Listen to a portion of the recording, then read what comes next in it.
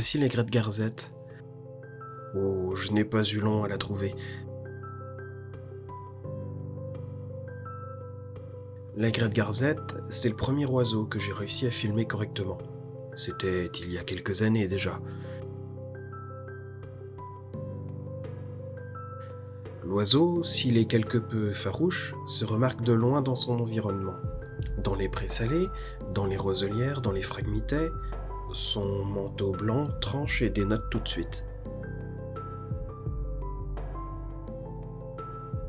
Aussi, c'est un échassier qui s'observe facilement, pour peu que vous vous dirigiez vers son milieu de vie, les côtes, les estuaires, les zones humides d'une manière générale. L'oiseau passe une grande partie de son temps à pêcher dans les eaux peu profondes.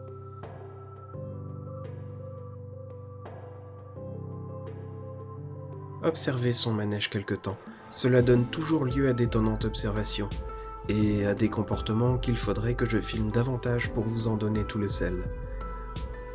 Souvent, vous verrez l'oiseau marcher dans l'eau peu profonde, à grande enjambée, une patte secouant le fond de la vase. Cette sorte de touillette permet de déloger tout un tas de proies potentielles diverses et variées, et au moindre mouvement, plouf, l'aigrette garzette a déjà armé son cou et saisi une proie.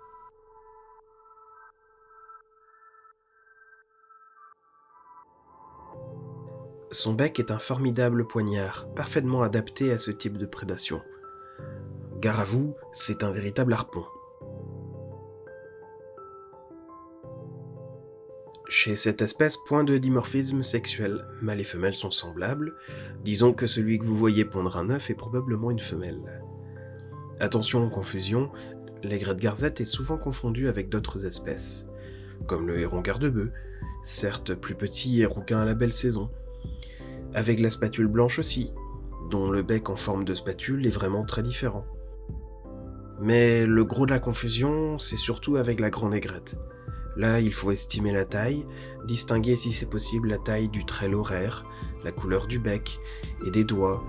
Bref, la distinction est tout de même plus subtile.